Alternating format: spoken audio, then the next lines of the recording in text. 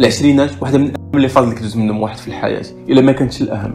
وهذا الشيء راجع لانه ولاول مره لو واحد بصح يقدر يجلس مع راسو، حيت من قبل وملي كيتزاد الواحد يلاه كياخذ اول خطوات ديالو في هذه الحياه، فكدوز الاغلب ديال الوقت ديالو في المدرسه ولا مع العائله ولا مع الاصدقاء تيلعب. ولكن مع توصل لواحد العشرينات سواء تيكون خدام ولا تيقرا في مدينته ولا في مدينه اخرى ما تيغيرش هادشي بزاف، انما اللي كيتغير هو انه لونتوراج ديالو كلشي بعاد عليه. اغلبيه ديال الناس في العشرينات تيمشيو يقلبوا على راسهم، تيخدموا تيمشيو يقراو، دونك كاع داك لونتوراج اللي كنتي فيه ملي كتكون صغير تيتبدل عليك. تماك في الواحد تيجلس مع راسو باش يعرف شنو المجرى اللي غادي ياخذ في هذه الحياه، شنو الاهتمامات ديالو، خصوصا ان التاثير ديال دوك الناس اللي تيكونوا قراب عليه تيبدا يقلال، اذا تيولي اكثر مع راسو وتيولي التاثير ديال راسو هو اللي مهم. وهنا فين كتبدا تصعب الحياه وكتعرف انه الوحيد الذي يعتقك هو راسك. تماك فين كتبدا الرحله باش تعرف شنو باغي دير. في هذه المرحله تيكونوا عندنا جوج الاشياء اللي ثمانين اللي هما الجهد والوقت، ولكن السؤال اللي تطرح هو فين هذه تحطات الوقت والجهد ديالك؟ والجواب على هذا السؤال هو انك تحط هذا المجهود ديالك في القرايه، حيتاش في نفس الوقت كدير عندك واحد المهاره اللي غادي تفيدك في المستقبل، غتفيد المجتمع، وبالتالي غادي ترجع لك بواحد المدخول اللي غادي يخليك انك تعيش مرتاح الى حد ما. هو انه غادي دوز الاغلب ديال الوقت ديالك من العشرينات تتبغي تتقاعد اللي تقريبا في الستينات وانت كدير في واحد الخدمه اللي كتمشي ليها كل نهار لسبب واحد هو انك تبقى على قيد الحياه. غير هو كيجي هذاك القرار اللي كناخذوه باش نحددوا المجرى ديالنا في الحياه ولا اشنو غادي نديروا في الحياه ما تيتعطاش ديك القيمه الكبيره. غير هو كنحس راسي بحال ولينا في واحد المصنع اللي كبير كندوزوا واحد العدد ديال الامتحانات باش كيعرف يفرقونا، يقولوا فوالا هذا هنا ولا اخر لهيه، وبالتالي موراها كدوز واحد السنوات باش كتولي واجد وصالح للمجتمع. الى حد ما هذا الشيء ماشي خايب بزاف. عندي مشكل واحد مع التصور هو انه ما كناخذوش بعين الاعتبار انه كل شخص فينا فريد من نوعه، كل واحد فينا فين تزاد المحيط اللي كبر فيه، مع من كبر، شنو كان كيلعب، شنو كان كيسمع. هادو واحد الاشياء اللي كيخليو انه كل واحد فينا مختلف على الاخر، انه كل واحد فينا عنده واحد الامتيازات ديالو. وكنحس بحال الا في هذا المجتمع اللي ولينا فيه ما كنستافدوش بزاف من دوك الامتيازات اللي عندنا، وانما كنطمسوهم مع مرور السنين بسبب الرغبه في البقاء على قيد الحياه، الرغبه في انه باغيين نبقاو عايشين بكل بساطه. واحد السؤال اللي كان جا شحال هادي في بالي واللي كان عجبني اللي هو الا كنا حنا كبشريه ما كنحتاجوش الماكله ولا الطاقه باش نبقاو على قيد الحياه، وانما غير حيت تزادينا في هذا العالم فغادي نبقاو حيين. شنو الاهتمامات اللي كانت تكون عندنا؟ واش هما السلطه ولا القوه ولا تحقيق الذات؟ صراحه واحد السؤال اللي زوين اللي يقدر يخليك تعرف شنو الاشياء اللي كنتي تقدر تبغي دير الا ما كناش كنحتاجوا الماده في حياتنا. والصراحه مهتم باش نعرف الاجابات ديالكم، الا خديتوا الوقت وفكرتوا فيها فجاوبوني في لي كومونتير. وسط التساؤلات اللي كبيره ومهمه واحد الحاجه اللي ولات في حياتنا يوميه وداخله في اتخاذ هذه القرارات ولا هذه التساؤلات الكبار اللي هي لا تكنولوجي او بالاحرى السوشيال ميديا، اللي بطريقه او باخرى حلات علينا على بزاف ديال الافاق ولا بزاف ديال الحوايج اللي عمرنا كنا كنقدروا نتخيلوهم، اللي خلاتنا نشوفوا مختلف الانواع ديال الناس ناجحين في حياتهم بمختلف الطرق. المشكل الوحيد اللي عندنا مع السوشيال ميديا هو ان الالغوريثم مصايب على قبل النجاحات ديال الناس، انه فاش يكون بنادم ناجح تيكونوا بزاف ديال التفاعلات مع داك الشيء، وبالتالي بنادم كيبارطاجي غير النجاحات ديالو حتى هو بكل بساطه تيخليو ان الكونتوني ديالو يتحرك اكثر. بطبيعه الحال تيكونوا واحد الحالات من هنا ومن لهيه، ولكن فاش كتولي تدخل السوشيال ميديا فكتشوف هذه النجاحات وهذا الشيء عمره تيمثل الواقع، فداك الشيء اللي ما كيتبارطاجاش وداك الشيء اللي خايب اكثر بكثير من دوك النجاحات، وتعطي واحد الشعور ان الواحد فاشل في حياته.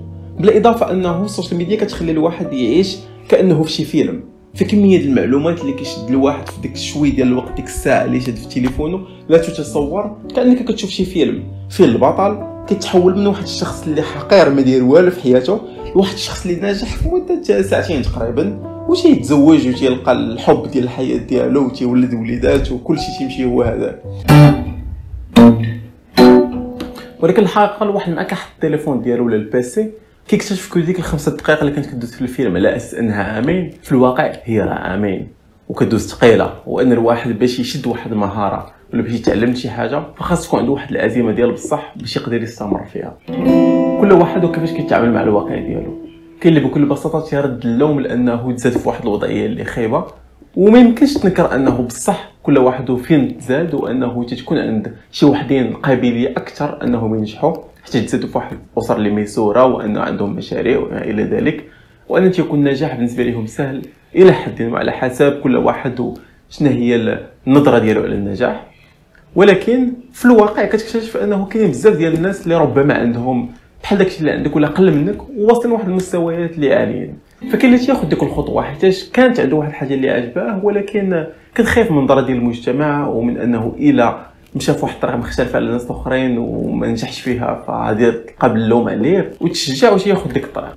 وكاين واحد اخر اللي تيتبدل عليه النجاح وتياخذ المال كهدف كغايه في حد ذاته وليس مجرد وسيله.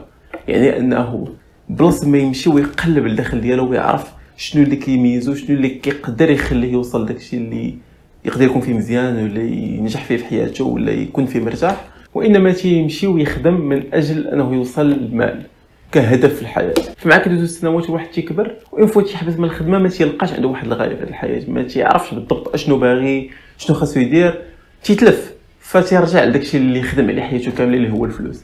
تماك فين انت تولي مجرد عبد المال وما كتكونش عارف راسك بصح. وكاين النوع الاخير اللي كتجي المسؤوليه ديال الاختيار كبيره بزاف، ما تيكونش عنده الميول لواحد الحاجه بالضروره، ولكن تيخلي المجتمع يختار ليه. فإلا ما اختارش هو، المجتمع اللي يختار ليه، الناس اللي قراب ليه، ربما عائلته اللي هذه وريوه انه ربما هذه احسن طريق. فكتولي في ديك الحياه القصيره اللي عندك ماشي انت اللي كتختار اشنو باغي دير وانما الناس الاخرين. في الحقيقه وعلى مر التاريخ كنشوف بزاف ديال النجاحات في هذه الحياه ديال واحد مختلف الناس في مختلف المجالات، سواء في العلم ولا في الفن ولا في الرياضه، كل واحد فاش كان متميز في ديك الحاجه اللي كان واعر فيها. ولكن كتلقى انه بزاف ديال النقاط الاخرى في الحياه ما كانوش واعرين فيها بالضروره، وانما كانوا ربما بسطاء او اقل من بسطاء. وهنا فين تيخليني نفكر لو كان دوك الناس اللي مثلا اينشتاين بلاصه ما يمشي يفكر في النظريات وداك الشيء مشى يلعب كره وحاول يولي بروفيسيونيل في الكره، واش كان بصح يقدر ينجح في داك الخيار اللي خدا؟ كيخليك هذا السؤال طرح ان كل واحد فينا في الحياه عنده واحد الامتيازات واحد الخاصيات اللي تيخليوه يقدر يكون متميز في واحد المجال ونقص في مجال اخر. وهذه واحد الحقيقه اللي خاصنا نتقبلوها، وخاص كل واحد فينا يعرف بالضبط شنو الامتيازات ديالو باش يخليوه يمشي لديك الحاجه اللي كيكون فيها مزيان. وكنعتقد انه فاش كتكون مزيان في واحد الحاجه كتولي محبوبه ليك، كتولي انت احسن واحد فيها، وبالتالي كتقدر بصح تحقق واحد النجاحات اللي عمرك انت كتقدر تخيلهم كون درتي شي حاجه اخرى. ولكن بزاف ديال الناس تيطمسوا هاد الافكار ديالهم مع مرور السنين. الفرصه كتجي للناس، الفرصه كتجي لاي واحد فينا، كاين اللي كتجي مرات عديده، كاين اللي كتجي مره واحده، ولكن كدوز. غير هو واش غادي تاخذ هذيك الفرصه فاش غادي تجيك، واش غادي تكون مستعد ليها ولا غادي تكون ما مستعدش حيتاش تخليت على دوك الافكار من شحال هذه. كل واحد كيفاش كيتعامل مع حياته. عندنا حياه وحده في الاخير، وهنا فين كترجع لاهميه الاختيارات في القرار بين يديك.